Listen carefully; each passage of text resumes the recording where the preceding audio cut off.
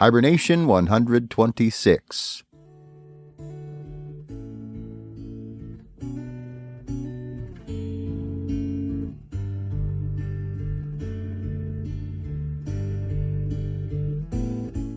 Grizzly's Growls presents Stories from the Hiber-Nation. Read by David Grizzly Smith.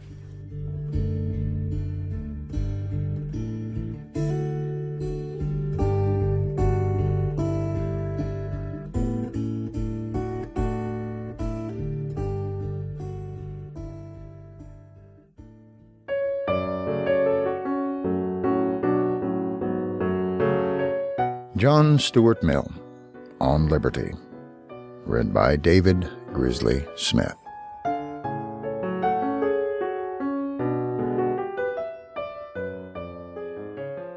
Chapter 4. Of the Limits to the Authority of Society over the Individual. What, then, is the rightful limit to the sovereignty of the individual over himself? Where does the authority of society begin? How much of human life should be assigned to individuality, and how much to society? Each will receive its proper share if each has that which more particularly concerns it. To individuality should belong the part of life in which it is chiefly the individual that is interested. To society, the part which chiefly interests society.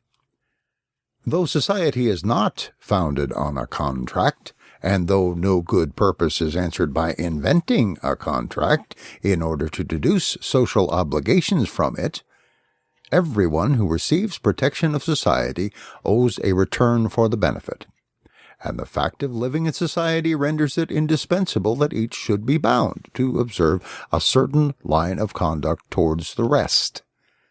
This conduct consists, first, in not injuring the interests of one another, or rather certain interests which, either by express legal provision or by tacit understanding, ought to be considered as rights. And secondly, in each person's bearing his share, to be fixed on some equitable principle, of the labors and sacrifices incurred for defending the society, or its members, from injury and molestation.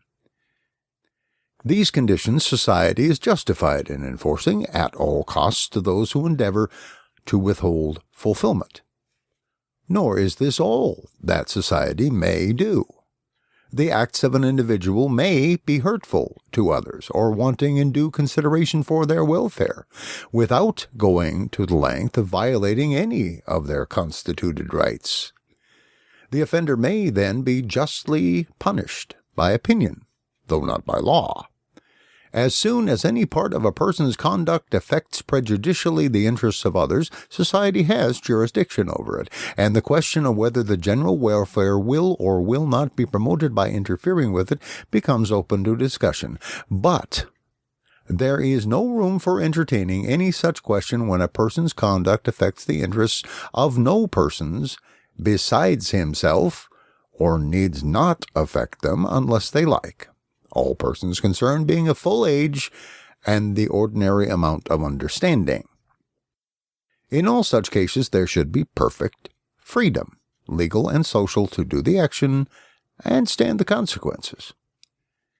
It would be a great misunderstanding of this doctrine to suppose that it is one of selfish indifference, which pretends that human beings have no business with each other's conduct in life, and that they should not concern themselves about the well-doing or well-being of one another, unless their own interest is involved. Instead of any diminution, there is need of a great increase of disinterested exertion to promote the good of others. But disinterested benevolence can find other instruments to persuade people to their good than whips and scourges, either of the literal or the metaphorical sort. I'm the last person to undervalue the self-regarding virtues. They are only second in importance, if even second, to the social. It is equally the business of education to cultivate both. But even education works by conviction and persuasion as well as by compulsion. and it is by the former only that, when the period of education is past, the self-regarding virtues should be inculcated.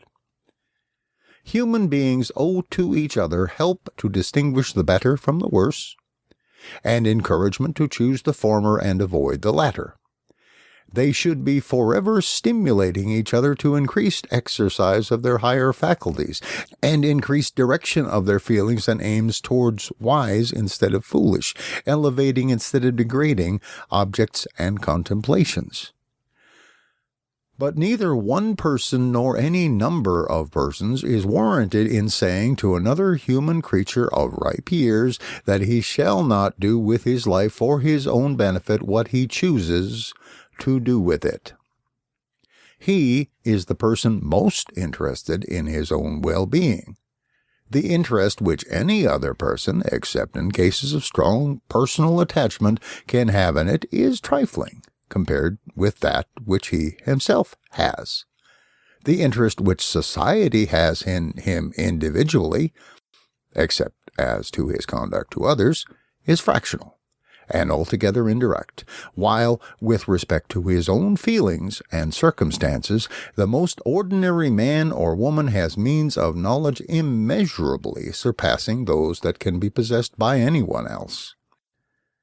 The interference of society to overrule his judgment and purposes in what only regards himself must be grounded on general presumptions, which may be altogether wrong, and even if right, are as likely as not to be misapplied to individual cases by persons no better acquainted with the circumstances of such cases than those who look at them merely from without.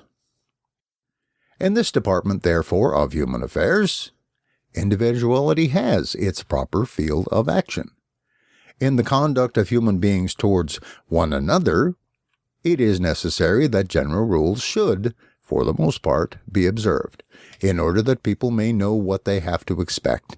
But in each person's own concerns, his individual spontaneity is entitled to free exercise. Considerations to aid his judgments, exhortations to strengthen his will may be offered to him, even obtruded on him by others, but he himself is the final judge. All errors which he is likely to commit against advice and warning are far outweighed by the evil of allowing others to constrain him to what they deem his good. I do not mean that the feelings with which a person is regarded by others ought not to be in any way affected by his self-regarding qualities or deficiencies. This is neither possible nor desirable. If he is eminent in any of the qualities which conduce to his own good, he is so far a proper object of admiration. He is so much the nearer to the ideal perfection of human nature. If he is grossly deficient in those qualities, a sentiment the opposite of admiration will follow. There is a degree of folly and a degree of what may be called, though the phrase is not unobjectionable, lowness or deprivation of taste, which, though it cannot justify doing harm to the person who manifests it, renders him necessarily and properly a subject of distaste, or in extreme cases even of contempt. A person could not have the opposite qualities in due strength without entertaining these feelings. Though doing no wrong to anyone, a person may so act as to compel us to judge him, and feel to him as a fool or as a being of inferior order. And since this judgment and feeling are a fact which he would prefer to avoid, it is doing him a service to warn him of it beforehand, as of any other disagreeable consequence to which he exposes himself. It would be well indeed if this good office were much more freely rendered than the common notions of politeness at present permit, and if one person could honestly point out to another that he thinks him in fault without being considered unmannerly or presuming. We have a right also, in various ways, to act upon our unfavorable opinion of anyone, not to the oppression of his individuality, but in the exercise of ours. We are not bound, for example, to seek his society. We have a right to avoid it, though not to parade the avoidance, for we have a right to choose the society most acceptable to us. We have a right, and it may be our duty, to caution others against him, if we think his example or conversation likely to have a pernicious effect on those with whom he associates. We may give others a preference over him in optional good offices, except those which tend to his improvement. In these various modes a person may suffer very severe penalties at the hands of others for faults which directly concern only himself, but he suffers these penalties only insofar as they are the natural and, as it were, the spontaneous consequences of the faults themselves, not because they are purposely inflicted on him for the sake of punishment. A person who shows rashness, obstinacy, self-conceit, who cannot live within moderate means, who cannot restrain himself from hurtful indulgences, who pursues animal pleasures at the expense of those of feeling and intellect, must expect to be lowered in the opinion of others, and to have a less share of their favorable sentiments. But of this he has no right to complain unless he has merited their favor by special excellence in his social relations, and has thus established a title to their good offices, which is not affected by his demerits towards himself. What I contend for is that the inconveniences which are strictly inseparable from the unfavorable judgment of others are the only ones to which a person should ever be subjected for that portion of his conduct and character which concerns his own good, but which does not affect the interests of others in their relations with him. Acts injurious to others require a totally different treatment. Encroachment on their rights, infliction on them of any loss or damage not justified by his own rights, falsehood or duplicity in dealing with them, unfair or ungenerous use of advantages over them, even selfish abstinence from defending them against injury. These are fit objects of moral reprobation, and in grave cases of moral retribution and punishment. And not only these acts, but the dispositions which lead to them are properly immoral and fit subjects of disapprobation which may rise to abhorrence. Cruelty of disposition, malice and ill nature, that most antisocial and odious of all passions, envy, dissimulation and insincerity, irascibility on insufficient cause, and resentment disproportioned to the provocation, the love of domineering over others, the desires to engross more than one's share of advantages, plenexia of the Greeks, the pride which derives gratification from the abasement of others, the egotism which thinks self and its concerns more important than everything else, and decides all doubtful questions in its own favor. These are moral vices, and constitute a bad and odious moral character, unlike the self-regarding faults previously mentioned, which are not properly immoralities, and to whatever pitch they may be carried, do not constitute wickedness. They may be proofs of any amount of folly, or want of personal dignity and self-respect, but they are only a subject of moral reprobation when they involve a breach of duty to others, for whose sake the individual is bound to have care for himself. What are called duties to ourselves are not socially obligatory, unless circumstances render them at the same time duties to others. The term duty to oneself, when it means anything more than prudence, means self-respect or self-development, and for none of these is anyone accountable to his fellow creatures, because for none of them is it for the good of mankind that he be held accountable to them. The distinction between the loss of consideration which a person may rightly incur by defect of prudence or of personal dignity, and the reprobation which is due him for an offense against the rights of others, is not merely a nominal distinction. It makes a vast difference, both in our feelings and in our conduct towards him, whether he displeases us in things in which we think we have a right to control him, or in things in which we know that we have not. If he displeases us, we may express our distaste, and we may stand aloof from a person as well as from a thing that displeases us, but we shall not, therefore, feel called on to make his life uncomfortable.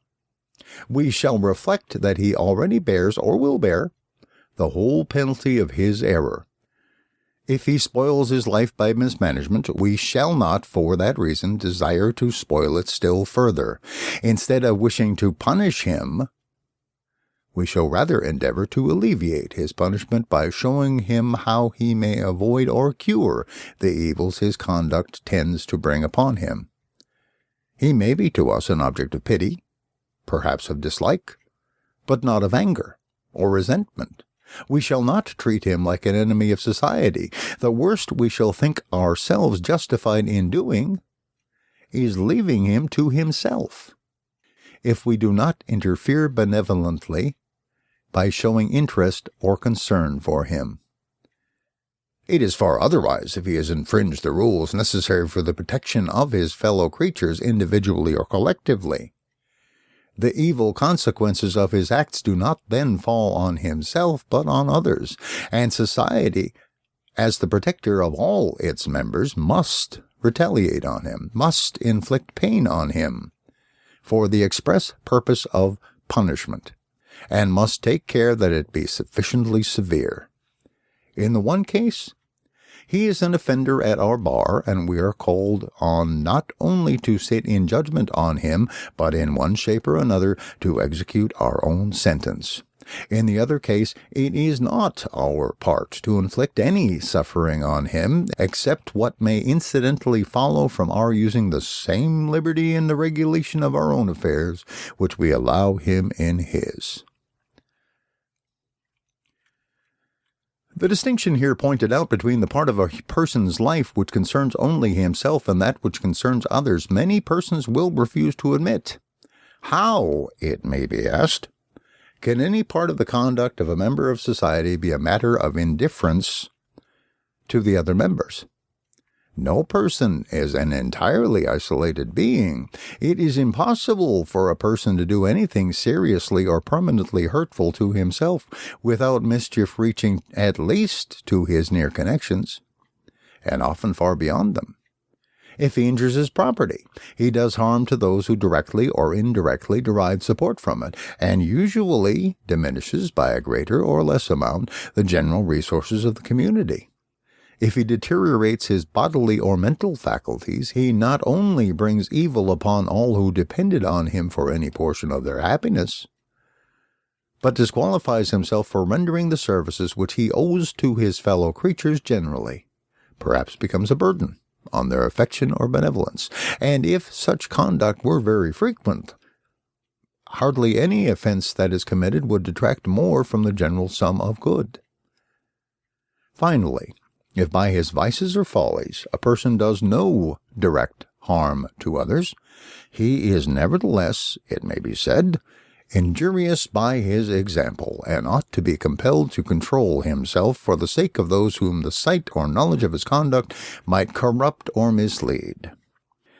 And even, it will be added, if the consequences of misconduct could be confined to the vicious or thoughtless individual, ought society to abandon to their own guidance those who are manifestly unfit for it?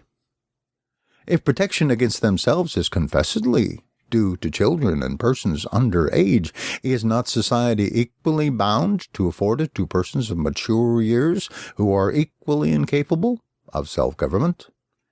If gambling, or drunkenness, or incontinence, or idleness, or uncleanliness are as injurious to happiness, and as great a hindrance to improvement, as many or most of the acts prohibited by law, why, it may be asked, should not law, so far as is consistent with practicability and social convenience, endeavor to repress these also?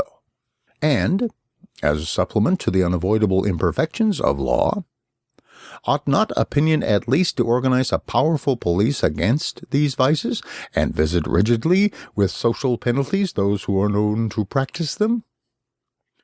There's no question here, it may be said, about restricting individuality, or impeding the trial of new and original experiments in living. The only things it is sought to prevent are things which have been tried and condemned from the beginning of the world until now, things which experience has shown not to be useful or suitable to any person's individuality. There must be some length of time, an amount of experience, after which a moral or prudential truth may be regarded as established. And it is merely desired to prevent generation after generation from falling over the same precipice which has been fatal to their predecessors.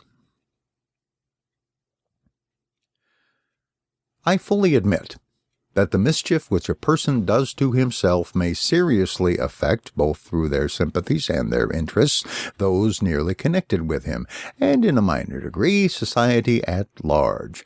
When, by conduct of this sort, a person is led to violate a distinct and assignable obligation to any other person or persons, the case is taken out of the self-regarding class, and becomes amenable to moral disapprobation in the proper sense of the term. If, for example, a man through intemperance or extravagance becomes unable to pay his debts, or having undertaken the moral responsibility of a family becomes from the same cause incapable of supporting or educating them, he is deservedly reprobated, might be justly punished, but it is for the breach of duty to his family or creditors, not for the extravagance. If the resources which ought to have been devoted to them had been diverted from them for the most prudent investment, the moral culpability would have been the same. George Barnwell murdered his uncle to get money for his mistress. But if he'd done it to set himself up in business, he would equally have been hanged. Again, in the frequent case of a man who causes grief to his family by addiction to bad habits, he deserved reproach for his unkindness or ingratitude. But so he may for cultivating habits not in themselves vicious, if they are painful to those with whom he passes his life, or who from personal ties are dependent on him for their comfort.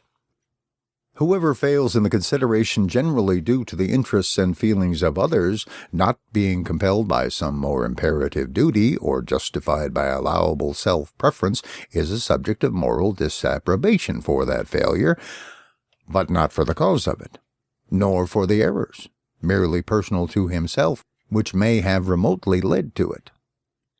In like manner, when a person disables himself by conduct purely self-regarding from the performance of some definite duty incumbent on him to the public, he is guilty of a social offense. No person ought to be punished simply for being drunk, but a soldier or a policeman should be punished for being drunk on duty.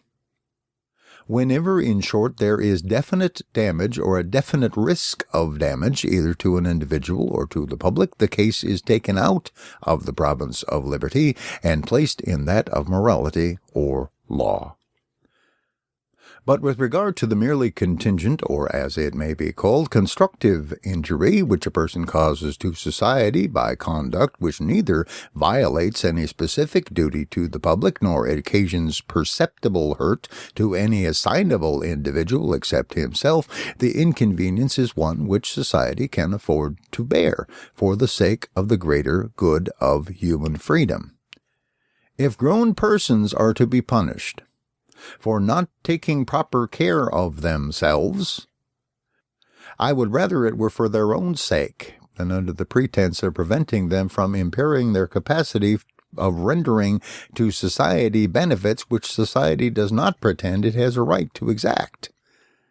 But I cannot consent to argue the point as if society had no means of bringing its weaker members up to its ordinary standard of rational conduct, except waiting till they do something irrational and then punishing them, legally or morally, for it. Society has absolute power over them during all the early portion of their existence. It has the whole period of childhood and nonage in which to try whether it could make them capable of rational conduct in life. The existing generation is master both of the training and the entire circumstances of the generation to come. It cannot indeed make them perfectly wise and good, because it is itself so lamentably deficient in goodness and wisdom, and its best efforts are not always in individual cases its most successful ones. But it is perfectly well able to make the rising generation as a whole as good as and a little better than itself. If society lets any considerable number of its members grow up mere children incapable of being acted on by rational consideration of distant motives, society has itself to blame for the consequences. Armed not only with the powers of education, but with the ascendancy which the authority of a received opinion always exercises over the minds who are least fitted to judge for themselves, and aided by the natural penalties which cannot be prevented from falling on those who incur the distaste or the contempt of those who know them, let not society pretend that it needs, besides all this, the power to issue commands and enforce obedience in the personal concerns of individuals, in which, on all principles of justice and policy, the decision ought to rest with those who are to abide the consequences. Nor is there anything which tends more to discredit and frustrate the better means of influencing conduct than a resort to the worse.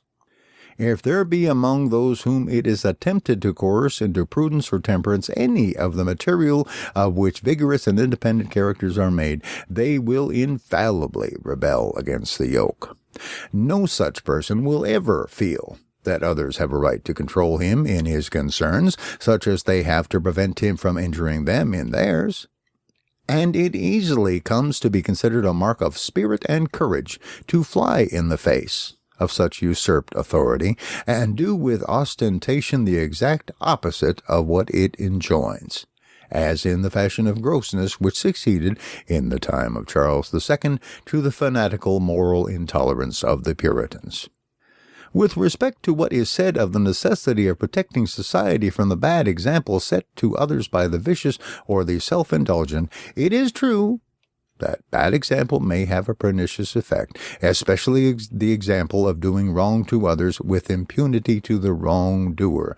But we are now speaking of conduct which, while it does no wrong to others, is supposed to do great harm to the agent himself, and I do not see how those who believe this can think otherwise than that the example, on the whole, must be more salutary than hurtful, since if it displays the misconduct, it displays also the painful or degrading consequences, which, if the conduct is justly censured, must be supposed to be in all or most cases attendant on it.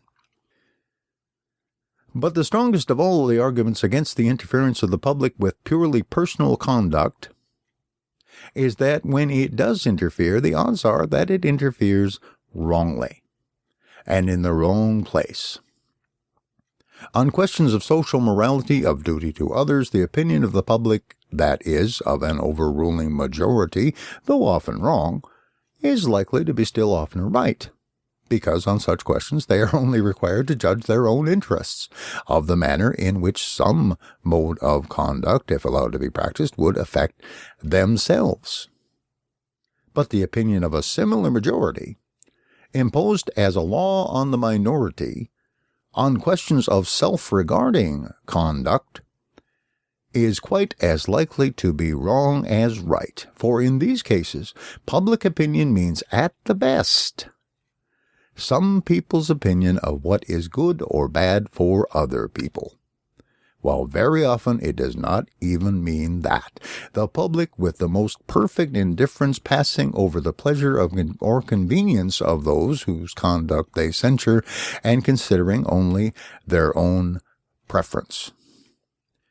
There are many who consider as an injury to themselves any conduct which they have a distaste for, and resent it as an outrage to their feelings. As a religious bigot, when charged with disregarding the religious feelings of others, has been known to retort that they disregard his feelings by persisting in their abominable worship or creed. But there is no parity between the feeling of a person for his own opinion and the feeling of another who is offended at his holding it. No more than between the desire of a thief to take a purse and the desire of the right owner to keep it. And a person's taste is as much his own peculiar concern as his opinion or his purse. It is easy for anyone to imagine an ideal public which leaves the freedom and choice of individuals in all uncertain matters undisturbed, and only requires them to abstain from modes of conduct which universal experience has condemned. But where has there been seen a public which set any such limit to its censorship? Or when does the public trouble itself about universal experience? In its interferences with personal conduct, it is seldom thinking of anything but the enormity of acting or feeling differently from itself. And this standard of judgment, thinly disguised, is held up to mankind as the dictate of religion and philosophy by 9/10 of all moralists and speculative writers. These teach that things are right because they are right, because we feel them to be so. They tell us to search in our own minds and hearts for laws of conduct binding on ourselves and on all others. What can the poor public do but apply these instructions and make their own personal feelings of good and evil, if they are tolerably unanimous in them, obligatory on all the world?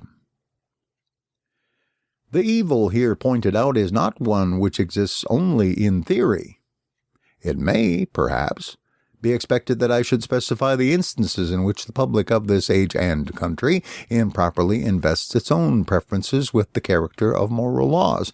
I am not writing an essay on the aberrations of existing moral feeling. That is too weighty a subject to be discussed parenthetically and by way of illustration. Yet, examples are necessary to show that the principle I maintain is of serious and practical moment, and that I am not endeavoring to erect a barrier against imaginary evils, and it is not difficult to show, by abundant instances, that to extend the bounds of what may be called moral police until it encroaches on the most unquestionably legitimate liberty of the individual is one of the most universal of all human propensities. As a first instance, consider the antipathies which men cherish on no better grounds than that persons whose religious opinions are different from theirs do not practice their religious observances, especially their religious abstinences. To cite a rather trivial example, nothing in the creed or practice of Christians does more to envenom the hatred of Mohammedans against them than the fact of their eating pork. There are few acts which Christians and Europeans regard with more unaffected disgust than Mussulmans regard this particular mode of satisfying hunger.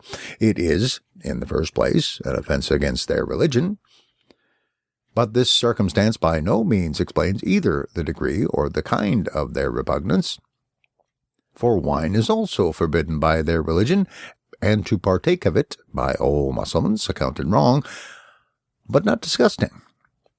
Their aversion to the flesh of the unclean beast is, on the contrary, of that peculiar character, resembling an instinctive antipathy, which the idea of uncleanness, when once it thoroughly sinks into the feelings, seems always to excite, even in those whose personal habits are anything but scrupulously cleanly, and of which the sentiment of religious impurity, so intense in the Hindus, is a remarkable example. Suppose now that in a people of whom the majority are Mussulmans, that majority should insist upon not permitting pork to be eaten within the limits of the country. Would it be a legitimate exercise of the moral authority of public opinion? And if not, why not? The practice is really revolting to such a public. They also sincerely think that it is forbidden and abhorred by the deity. Neither could the prohibition be censured as religious persecution. It might be religious in its origin, but it would not be persecution for religion, since nobody's religion makes it a duty to eat pork. The only tenable ground of condemnation would be that with the personal tastes and self-regarding concerns of individuals, the public has no business to interfere. To come somewhat nearer home, the majority of Spaniards consider it a gross impiety offensive in the highest degree to the Supreme Being to worship him in any other manner than the Roman Catholic, and no other public worship is lawful on Spanish soil. The people of all southern Europe look upon a married clergy as not only irreligious, but unchaste, indecent, gross, and disgusting. What do Protestants think of these perfectly sincere feelings and of the attempt to enforce them against non-Catholics?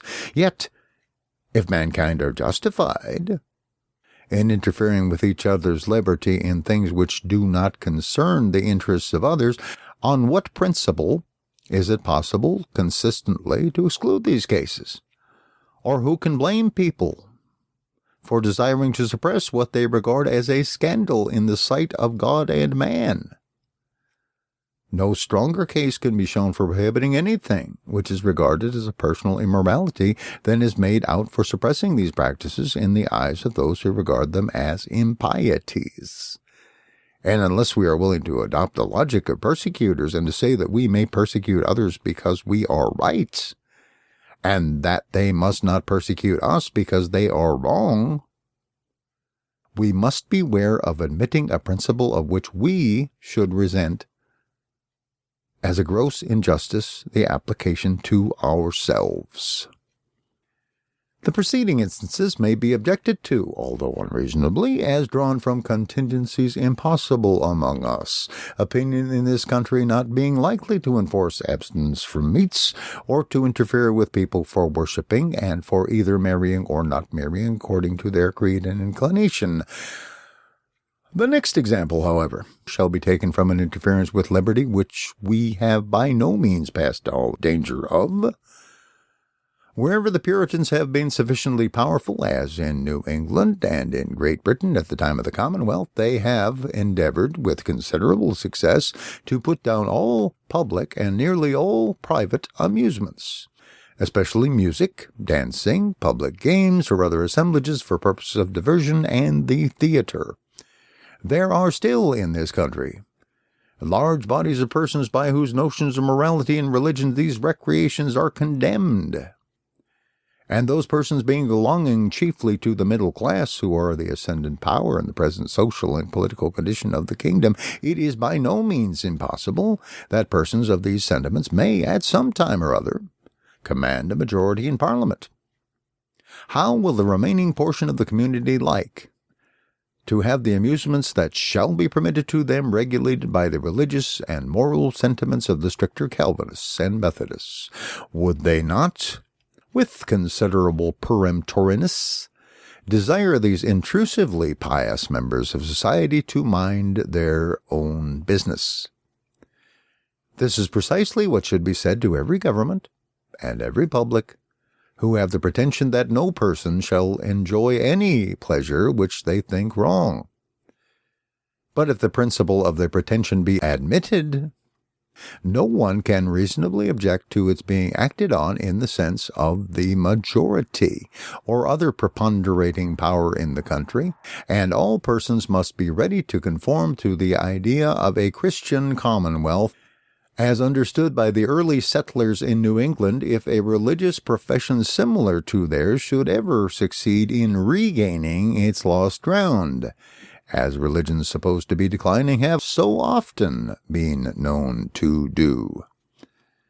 To imagine another contingency, perhaps more likely to be realized than the one last mentioned, there is confessedly a strong tendency in the modern world towards a democratic constitution of society, accompanied or not by popular political institutions. It is affirmed that in the country where this tendency is most completely realized, where both society and the government are most democratic, the United States, the feeling of the majority, to whom any appearance of a more showy or costly style of living than they can hope to rival is disagreeable, operates as a tolerably effective sumptuary law, and that in many parts of the Union it is really difficult for a person possessing a very large income to find any mode of spending it which will not incur popular disapprobation. Though such statements as these are doubtless much exaggerated as a representation of existing facts, the state of things they describe is not only a conceivable and possible, but a probable result of democratic feeling, combined with the notion that the public has a right to veto on the matter in which individuals shall spend their income. We have only further to suppose a considerable diffusion of socialist opinions, and it may become infamous in the eyes of the majority to possess more property than some very small amount, or any income not earned by manual labor. Opinions similar in principle to these already prevail widely among the artisan class, and weigh oppressively on those who are amenable to the opinion chiefly of that class, namely its own members. It is known that the bad workmen, who form the majority of the operatives in many branches of industry, are decidedly of the opinion that bad workmen ought to receive the same wages as good, and that no one ought to be allowed, through piecework or otherwise, to earn by superior skill or industry more than others can without it. And they employ a moral police, which occasionally becomes a physical one, to deter skillful workmen from receiving and employers from giving a larger remuneration for a more useful service. If the public have any jurisdiction over private concerns, I cannot see that these people are in fault, or that any individual's particular public can be blamed for asserting the same authority over his individual conduct which the general public asserts over people in general.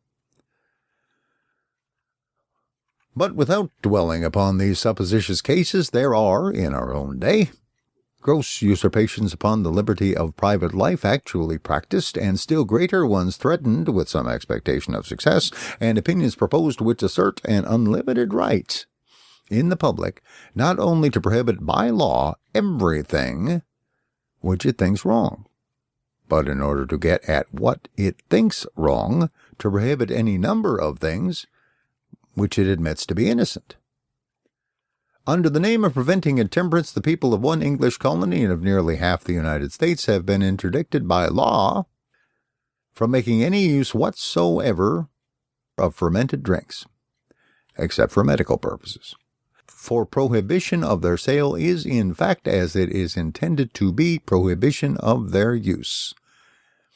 And though the impracticability of executing the law has caused its repeal in several of the states which had adopted it, including the one from which it derives its name, an attempt has notwithstanding been commenced and is prosecuted with considerable zeal by many of the professed philanthropists to agitate for a similar law in this country. The association, or alliance, as it terms itself, which has been formed for this purpose, has acquired some notoriety through the publicity given to a correspondence between its secretary and one of the very few English public men who hold that a politician's opinions ought to be founded on principles. Lord Stanley's share in this correspondence is calculated to strengthen the hopes already built on him by those who know how rare such qualities as are manifested in some of his public appearances unhappily are among those who figure in political life. The organ of the alliance, who would deeply deplore the recognition of any principle which could be wrested to justify bigotry and persecution, undertakes to point out the broad and impassable barrier which divides such principles from those of the association.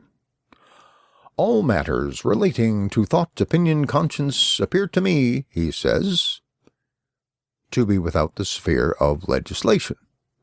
All pertaining to social act, habit, relation, subject only to a discretionary power vested in the state itself, not in the individual to be within it. No mention is made of a third class, different from either of these. Acts and habits which are not social, but individual. Although it is to this class, surely, that the act of drinking fermented liquors belongs. Selling fermented liquors, however, is trading, and trading is a social act. But the infringement complained of is not on the liberty of the seller, but on that of the buyer and consumer, since the state might just as well forbid him to drink wine as to purposely make it impossible for him to obtain it. The Secretary, however, says, "I claim as a citizen a right to legislate whenever my social rights are invaded by the social act of another." And now for the definition of these social rights. If anything invades my social rights, certainly the traffic in strong drink does. It destroys my primary right of security by constantly creating and stimulating social disorder. It invades my rights of equality by deriving a profit from the creation of a misery I am taxed to support. It impedes my right to free moral and intellectual development by surrounding my path with dangers and by weakening and demoralizing society from which I have a right to claim mutual aid and intercourse. A theory of social rights, the like of which probably never before found its way into distinct language, being nothing short of this, that it is the absolute social right of every individual that every other individual shall act in every respect exactly as he ought, that whoever fails thereof in the smallest particular violates my social right and entitles me to demand from the legislature the removal of the grievance. So monstrous a principle is far more dangerous than any single interference with liberty. There is no violation of liberty which it would not justify. It acknowledges no right to any freedom whatsoever except perhaps to that of holding opinions in secret without ever disclosing them. For the moment an opinion which I consider noxious passes anyone's lips, it invades all the social rights attributed to me by the Alliance. The doctrine ascribes to all mankind a vested interest in each other's moral, intellectual, and even physical perfection, to be defined by each claimant according to his own standard. Another important example of illegitimate interference with the rightful liberty of the individual, not simply threatened but long since carried into triumphant effect, is the Sabbatarian Legislation. Without doubt, abstinence on one day in the week, so far as the exigencies of life permits, from the usual daily occupation, though in no respect religiously binding on any except Jews, is a highly beneficial custom. And inasmuch as this custom cannot be observed without a general consent to that effect among the industrious classes, therefore, in so far as some persons by working may impose the same necessity on others, it may be allowable and right that the law should guarantee to each the observance by others of the custom by suspending the greater operations of industry on a particular day. But this justification, grounded on the direct interest which others have in each individual's observance of the practice, does not apply to the self-chosen occupations in which a person may think fit to employ his leisure, nor does it hold good in the smallest degree for legal restrictions on amusements. It is true that the amusement of some is the day's work of others, but the pleasure, not to say the useful recreation of many, is worth the labor of a few, provided the occupation is freely chosen and can be freely resigned.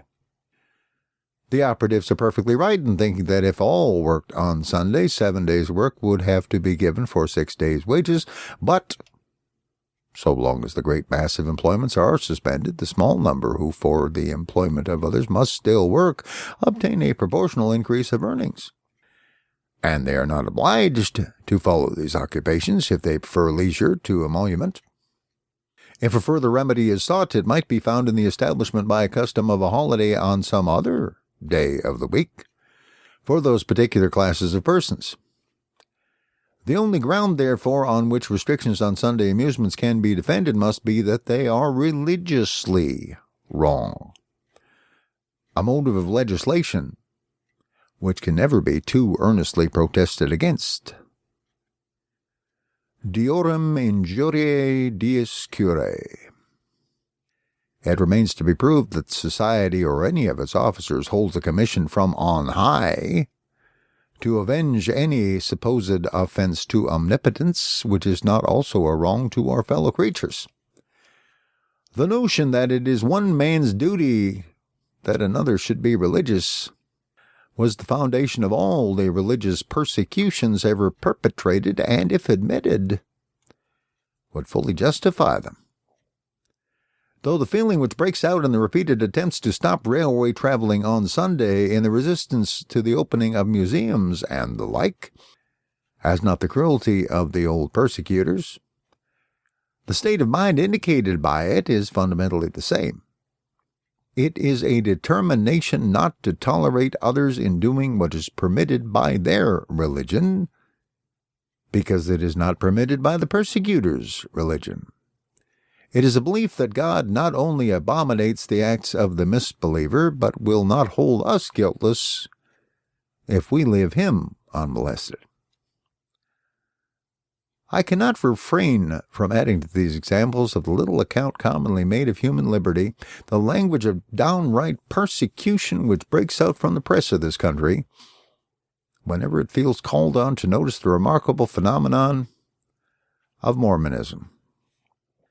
Much might be said on the unexpected and instructive fact that an alleged new revelation, and a religion founded on it, the product of a palpable imposture, not even supported by the prestige of extraordinary qualities in its founder, is believed by hundreds of thousands, and has been made the foundation of a society in the age of newspapers, railways, and the electric telegraph. What here concerns us is that this religion, like other and better religions, has its martyrs, that its prophet and founder was, for his teaching, put to death by a mob, that others of its adherents lost their lives by the same lawless violence, that they were forcibly expelled in a body from the country in which they first grew up, while, now that they have been chased into a solitary recess in the midst of a desert, many in this country openly declare that it would be right, only that it is not convenient, to send an expedition against them, and compel them by force to conform to the opinions of other people. The article of the Mormonite doctrine, which is the chief provocative to the antipathy which thus breaks through the ordinary restraints of religious tolerance, is its sanction of polygamy, which, though permitted to Mohammedans and Hindus and Chinese, seems to excite unquenchable animosity when practiced by persons who speak English and profess to be a kind of Christians. No one has a deeper disapprobation than I have of this Mormon institution, both for other reasons, and because, far from being in any way countenanced by the principle of liberty, it is a direct infraction of that principle, being a mere riveting of the chains of one half of the community, and an emancipation of the other from reciprocity of obligation towards them. Still, it must be remembered that this relation is as much voluntary on the part of the women concerned in it, and who may be deemed the sufferers by it, as is the case with any other form of the marriage institution. And however surprising this fact may appear, it has its explanation in the common ideas and customs of the world, which, teaching women to think marriage the one thing needful, make it intelligible that many a woman should prefer being one of several wives to not being a wife at all. Other countries are not asked to recognize such unions, or release any portion of their inhabitants from their own laws on the score of Mormonite opinions. But when the dissentients have conceded to the hostile sentiments of others far more than could justly be demanded, when they have left the countries to which their doctrines were unacceptable, and established themselves in a remote corner of the earth which they have been the first to render habitable to human beings, it is difficult to see on what principles, but those of tyranny, they can be prevented from living there under what laws they please, provided they commit no aggression on other nations and allow perfect freedom of departure to those who are dissatisfied with their ways. A recent writer, in some respects of considerable merit, proposes, to use his own words, not a crusade, but a civilizade against this polygamous community, to put an end to what seems to him a retrograde step in civilization. It also appears so to me, but I am not aware that any community has a right to force another to be civilized. So long as the sufferers by the bad law do not invoke assistance from other communities, I cannot admit that persons entirely unconnected with them ought to step in and require that a condition of things with which all who are directly interested appear to be satisfied should be put an end to, because it is a scandal to persons some thousands of miles distant who have no part or concern in it. Let them send missionaries if they please to preach against it, and let them by any fair means, of which silencing the teachers is not one, oppose the progress of similar doctrines among their own people. If civilization has got the better of barbarism when barbarism had the world to itself, it is too much to profess to be afraid lest barbarism, after having been fairly got under, should revive and conquer civilization. A civilization that can thus succumb to its vanquished enemy must first have become so degenerate that neither its appointed priests and teachers nor anybody else has the capacity or will take the trouble to stand up for it. If this be so, the sooner such a civilization receives notice to quit, the better. It can only go from bad to worse until destroyed and regenerated, like the Western Empire, by energetic barbarians.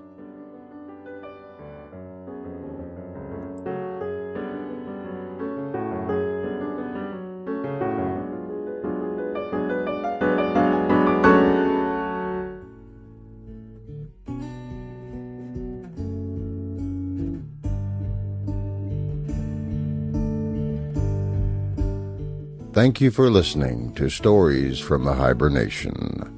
Comment on the website at grizzliesgrowls.com. This program is offered under a Creative Commons Attribution, Non-Commercial, No Derivatives license.